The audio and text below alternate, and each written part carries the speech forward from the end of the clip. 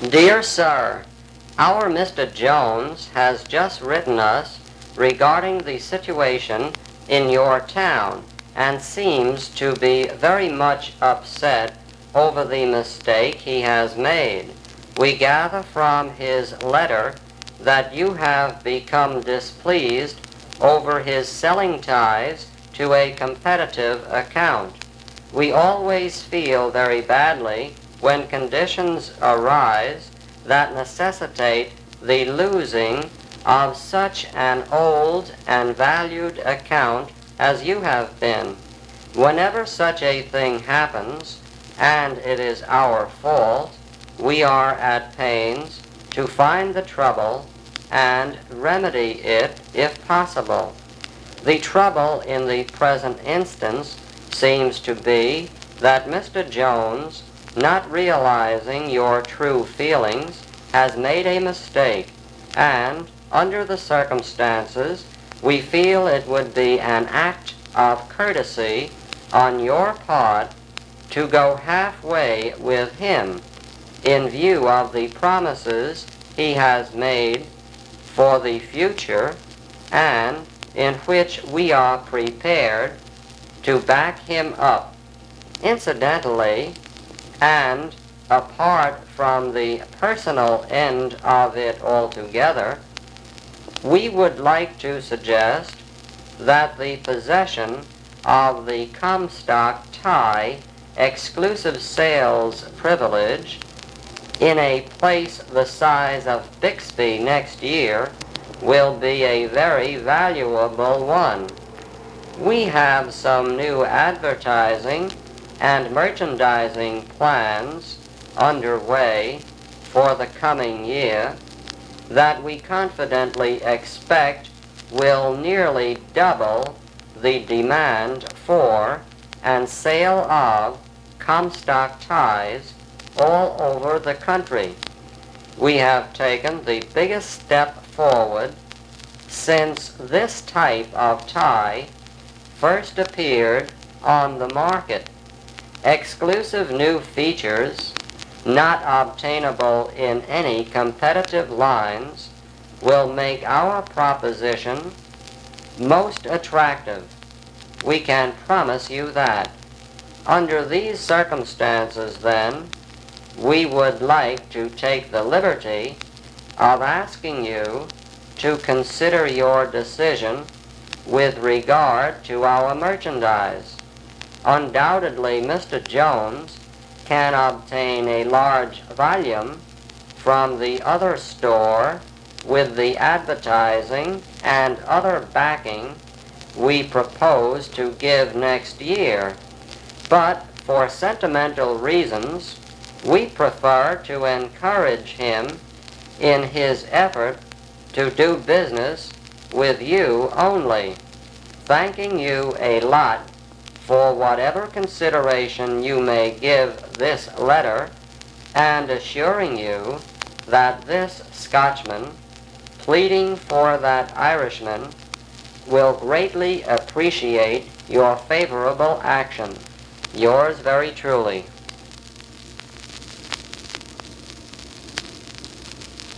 Dear Sir, your frank letter of March 5 was referred to me, and despite your request that no apology be made, I am writing you this letter, which, however, is to be a letter of thanks rather than an apology.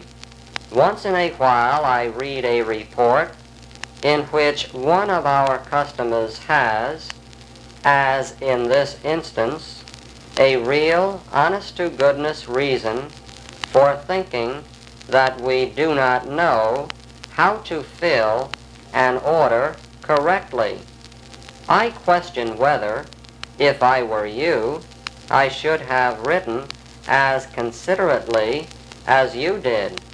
I sometimes wonder, when such a report comes to me, why some of our customers don't take their business elsewhere without letting us know their grievance. That is why we should thank you for telling us where we have fallen down in connection with your business. Your order was filled on February 24. During that period, we received more than double our usual amount of business. With the great increase in volume of orders, coupled with our desire to make immediate shipment of every order, and with a percentage of comparatively inexperienced employees, the ordinarily careful supervision and inspection of orders were probably relaxed. The management of a business such as ours, therefore, has to depend to some extent on the letters that come from customers, and it is for this reason that I welcome yours. We want an opportunity to prove to you that Forsyth and Company can and do handle orders correctly. And since you have had so much misfortune in connection with your orders, I am going to ask that, in the event you do decide to give us an opportunity to prove that your recent experience is not typical, you send your next few orders to me personally so that I may have them checked and satisfy myself that you are not going to be caused further inconvenience. I am doing this because I am sure you are convinced that in buying from us you do save money, and that your sole reason for discontinuing your dealings with us is that we have made mistakes in recent orders. Very truly yours. Dear Sir, shortly after forming a new friendship, most people wonder what sort of impression they have made, particularly when they are really anxious to please. We who work for Mr. Smith are no exception. I am wondering how you like it now that you have received a couple of issues. I think you will find that the value of the issues is excellent. Each copy will be worth more to you than the preceding one, for it takes time to understand all the underlying forces that cause events to develop as they do in national affairs. When you come to appreciate the full significance of this background, you will begin not only to better interpret the news as you see it develop, but also to anticipate what is coming. As a regular subscriber, you can rely upon us to keep you regularly informed on what is happening of national importance, the background of events, the meaning to you, and what is likely to happen. Just as a broker watches his ticker most closely when the market is on pins and needles, so you want to watch what is going on in public matters when conditions are most electric, when new principles of government are being expounded and demonstrated. After a few weeks, I am sure you will also find the forecasts definitely helping you in your planning and thinking. We have been told many times that this alone is worth many times the subscription price. Yours very truly.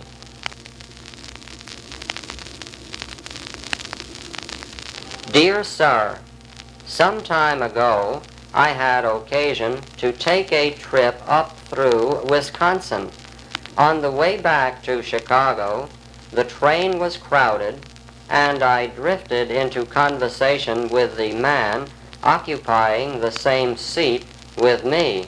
We talked of the weather, crops, politics, and business, as men will, and somehow the name of Butterfield Company was mentioned. My fellow traveler didn't know me, and being a little curious to learn whether or not I had accidentally stumbled onto one of our customers, I asked him if he ever bought anything here. "Well, I should say so," was his reply. "For a number of years I didn't buy much anywhere else. But," he added, "never again. I'm through. Why, say, that last order of mine, never mind the rest of it, what he said didn't make me happy, I can tell you. I was surprised and said so.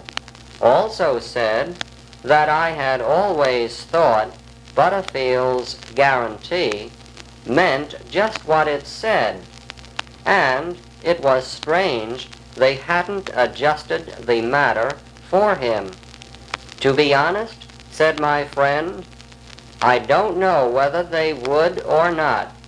I didn't give them a chance. I quit." Then I told him who I was, and asked him if he didn't think he was a little hasty in quitting, just because one thing had gone wrong after we had given him good service and saved money for him for years. He admitted that maybe we ought to have another chance, and I promised to look into the case. That's the first thing I did when I got back. We had mixed things up for him, no doubt about that. But it was adjusted in 5 minutes. That man is buying from us again, and just as good a friend of ours as ever. You haven't sent us an order for a long time, and I wonder if, like my Wisconsin friend, something has gone wrong and you've just quit. If a mistake has been made in filling one of your orders, if a letter has been improperly answered, or if you got some article not entirely satisfactory, won't you write me in confidence and tell me about it?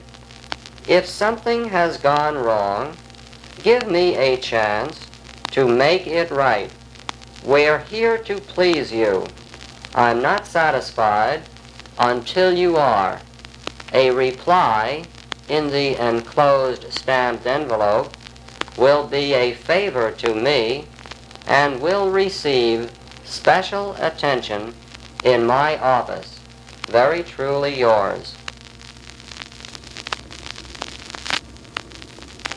Dear Sir, when a customer writes us for the privilege of returning boots for exchange or credit, the first thought that comes to him is that we have customers scattered all over the United States, and that we can use this returned merchandise by placing it with others.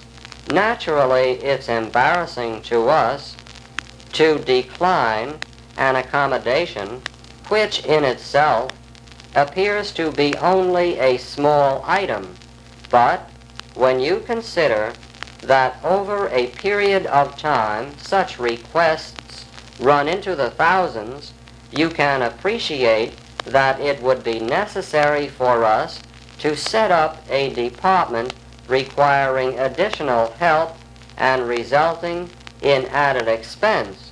This expense cannot readily be added into the cost of the goods, because that would be unfair to those customers who carry large stocks and who do not ask for such privileges.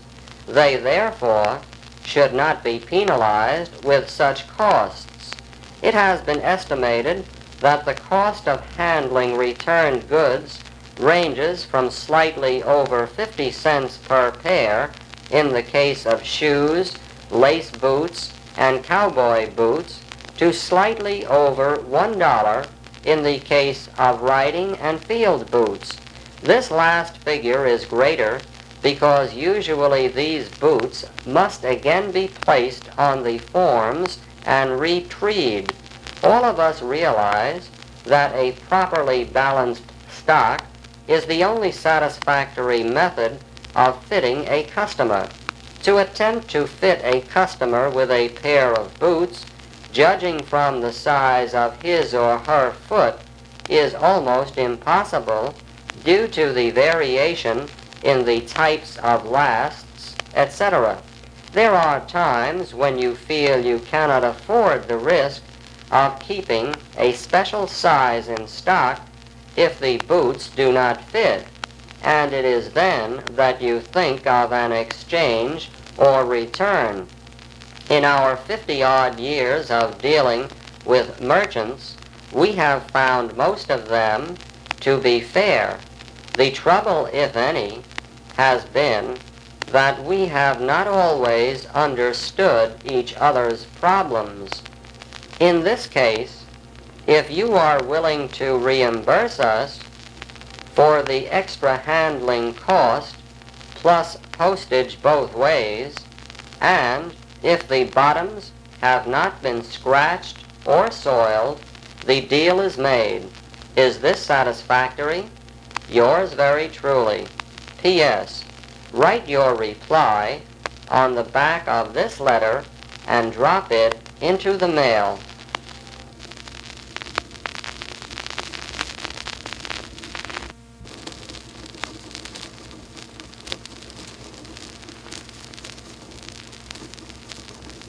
This is an orthopedic consultation. History: patient states that while working as a machine operator, she went to get out of the chair, tripped, and fell, injuring the left ankle. She continued to work, but had pain in the left foot and knee. She visited Dr. Sternberg, who took x-rays of her foot. He applied strapping and has been treating her ever since. She now goes 2 times a week for heat and massage. She has not worked since that time. No history of any previous similar injury. She also states that 1 to 2 months after the accident, she began to experience some pain in the back and has become quite nervous. Complaint: ache of left foot and ankle. There is also pain in the lumbosacral area. Examination: patient is a well-nourished adult female of 43. She walks with a good gait and wears an elastic bandage to the left foot. She stands with good posture and also stands on inverted feet without apparent restriction of function. Head and neck movements are free. Upper extremities present no significant findings. Full range of motion is present. Spine posture is good. Flexion of the trunk is of full range with no spasm, rigidity, or segmental fixation. Lateral bending is normal, as in hyperextension. Sitting, knees can be extended without pelvic tilt. Supine, straight leg raising is of full range. Rotation of the hips and sacroiliac stress normal. Prone, hyperextension of the hips and spine normal. No distinct points of local tenderness are made out in the lumbar or lumbosacral area. The lower extremities present no swelling about the knee. Full range of motion present. No instability of the knee joint. Excursion of the patella is normal. No synovitis is found. Left foot presents no swelling, no specific points of local tenderness, no discoloration. Dorsal flexion to 80 degrees, plantar flexion to 120 degrees. Motions of the forefoot and toes are normal and equal in range to the right. Circulation of the foot is normal. No edema. Neurological examination reveals normal tendon reflexes. No sensory changes. Measurements of the calves, ankles, and feet bilaterally are equal. Diagnosis: no objective findings to substantiate this patient's subjective complaints. I find no evidence of any chronic sprain of the ankle, such as swelling, limitation of motion, or distinct points of local tenderness. Symptoms of the back are not substantiated by any objective findings. No disability found. There is no indication of any further treatment.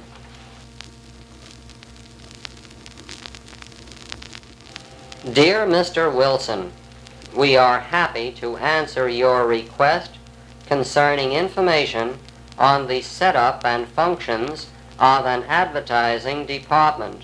Where a manufacturer has its own advertising department, it has at its head an executive officer, usually with the title of advertising manager.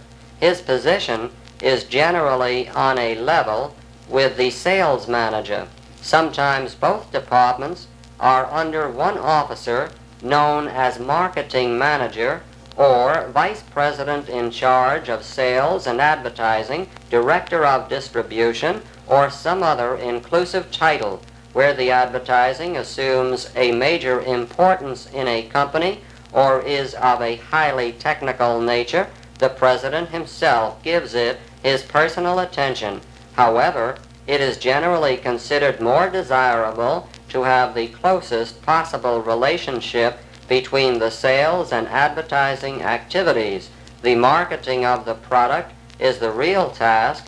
Advertising is but one of the forces available for this purpose. The advertising department should determine the general strategy of the advertising and allocate the budget of expenditures. It may also plan and execute any part or all of the advertisements. It is instrumental in the preparation of the direct advertising material, such as circulars, booklets, catalogs, advertisements to dealers in trade publications, and special classes of consumers in technical journals. The big magazine and newspaper advertisements are usually assigned to an advertising agency outside the company. There is no cost for this service, as the remuneration comes from the publisher in the form of commission on the space used.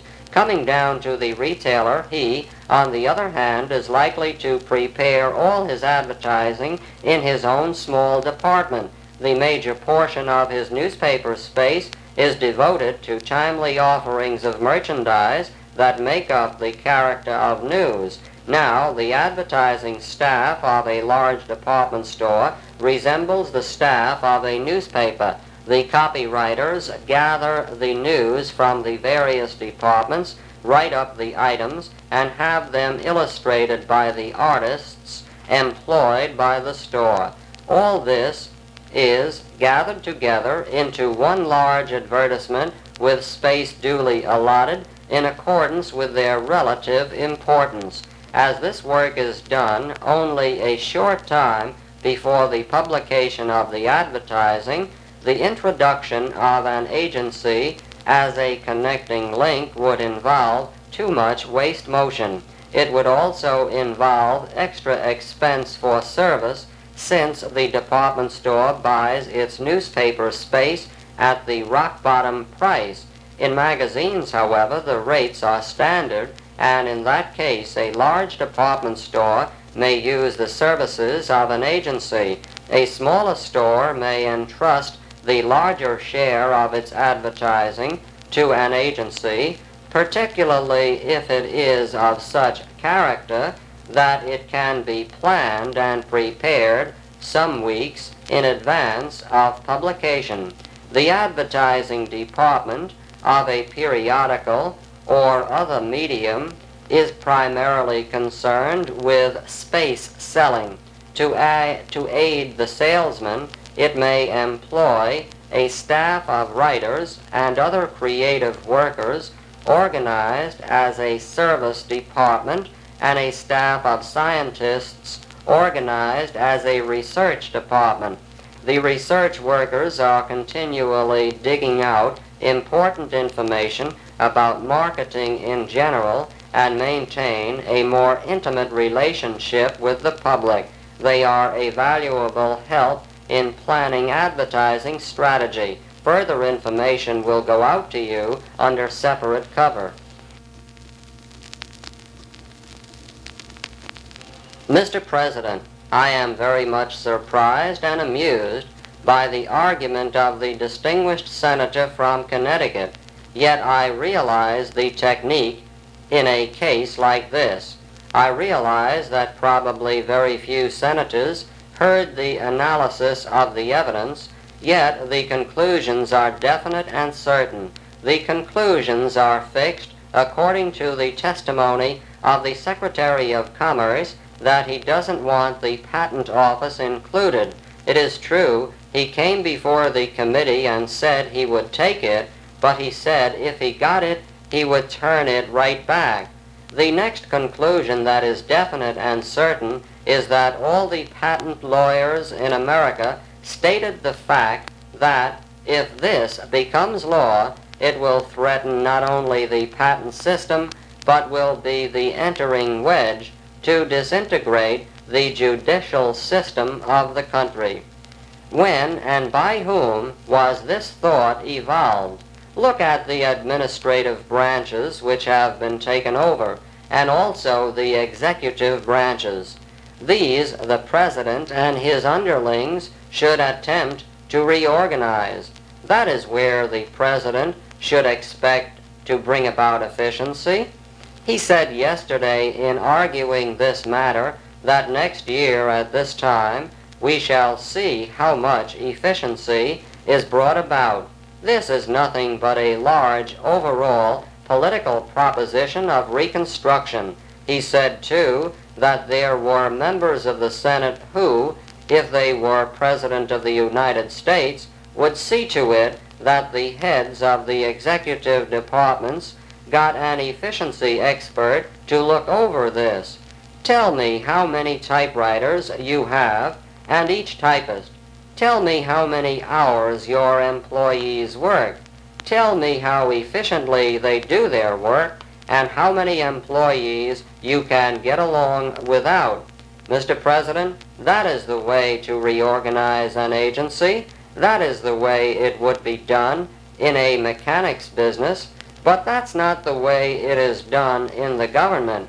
In this instance, reorganization is to be accomplished by setting up, under the Secretary of Commerce, a large group of administrative agencies, and in addition, it is planned to place under him the Patent Office, which the Supreme Court of the United States has said requires a judicial head. So, Mr. President, all we are asking is that the President withdraw the language. The staff could write in the specific exemption of the Patent Office. The President could then resubmit the plan, and Congress would improve with endorsement to redraft the plan. The Chief Executive can choose to ignore changes in the legislative branch if he be so inclined, but I feel that the President should have indicated through his staff or through his friends on the Hill his reactions to our proposal. No such indications have come. Let me cite a few of my many requests for withdrawal of the plan on February 17, 1953. I issued a release from my office stating as follows: If the President and his advisors intend, he can have the reorganization plan powers in good faith and with general limitations can withdraw and resubmit Plan Number 5 exempting the Patent Office by specific phraseology. On September 14, I testified before the Senate Committee on Expenditures in the Executive Departments. The hearings have been printed, and I invite attention to page 7, in which I state that the President withdraw Plan Number 5 and that he resubmit it after writing in certain specific exemptions. On May 10th, I again spoke on this issue in connection with introducing into the law the resolution of the Milwaukee Patent Law Association. Dear Sir, before we adopt any distasteful action with regard to your unpaid account, concerning which you insist upon remaining silent, we are going to make one more effort to persuade you to say or do something in harmony with your obligation to us. That, as we see it, is no more than fair.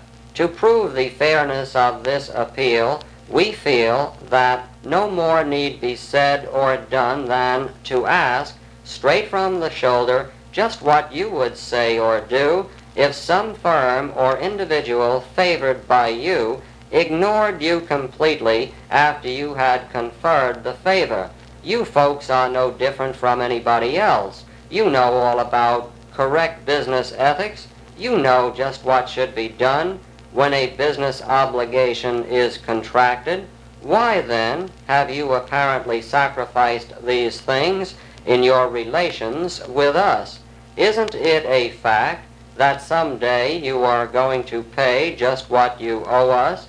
Isn't it a further fact that you would prefer to do this without becoming involved in anything that would likely result in extra expense and embarrassment for you? Obviously, there is no real necessity for you to answer any or all of our queries because we really know what they would be. We know because, as we said before, you are just as smart as we are when it comes to understanding what should be done in a case like the one before us. All things considered, then, we are not trying to test your knowledge. We are merely subjecting you to the last test of fairness. Should you continue, in the light of this fact, to remain silent, we shall be obliged to conclude, much to our regret, that you have no intention whatever of reciprocating the fairness we have extended to you. That, for reasons well understood, will leave us with no other choice but to avail ourselves of a procedure which, for your sake, we should like to avoid. What do you wish us to do? The decision is squarely in your hands. It is our friendly advice that you make it without fail by January 10th. Yours truly.